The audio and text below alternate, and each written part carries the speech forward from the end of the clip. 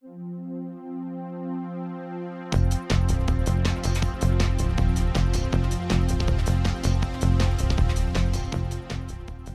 I'm Bob Labbitt with Emerson Climate Technologies, and welcome to this edition of Taking It to the Streets. Today I'm in Florence, Kentucky at Emerson Power Transmission, and we'll be talking with Ian Rubin, Marketing Manager for Air Handling Bearings. So let's join Ian and find out what makes the air handling bearings from Browning different from your competitors. Well, what we do is we take our standard bearings, but the air handling bearings have additional features to ensure quiet, smooth operation in HVAC applications. Well, yeah, you wouldn't want a noisy blower fan in a church or a school or anything else like that, would you? Right, it's the last thing we want. So what we do is we take our standard bearings, and the bearings go through a two-stage noise test instead of our standard single noise test. And what that does is it hopefully ensures the noise levels are low in the environment that we really need them to be. So they test them to make sure they're quiet, and then additionally what we'll do is we use a special housing fit, which is the fit up between the housing and the bearing so that the bearing's easily able to move. So what we could do is you could basically move it by hand versus our conventional industrial bearings you can't. It's a little bit tighter fit. Traditional bearings, it's a little bit harder to do that because you don't want that much misalignment.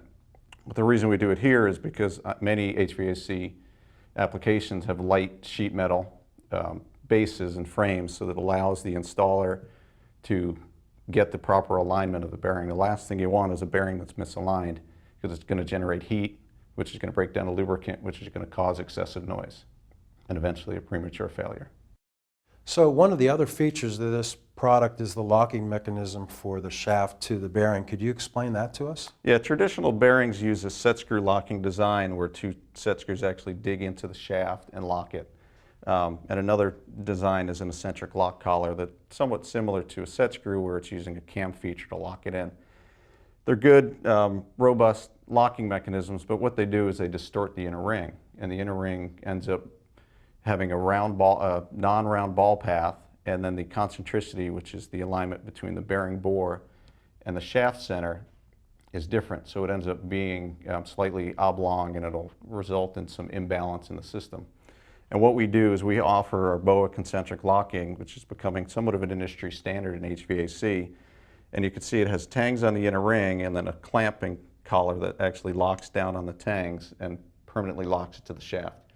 And it gives you a near perfect concentricity. And it's very easy to install. The only tool you really need is a torque wrench with the proper Torx bit.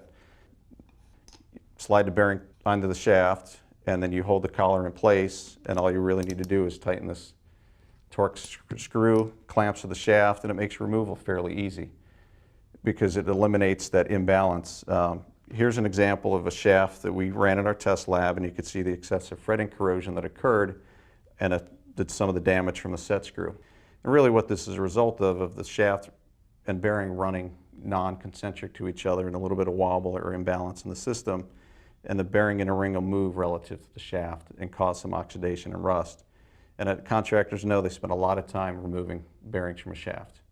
Where with the concentric lock design, you're running more concentric and more true, and you'll eliminate some of this fretting corrosion, which will make removal a little bit easier. You can never really eliminate all of it, but you can eliminate some of it with a better concentricity and a little bit less imbalance in the system. Man, I'll tell you, and that's some great information, and I've learned a lot about bearings, and thank you for your time. Thank you. And we thank you for your time, and we welcome you back to future episodes of Taking It to the Streets.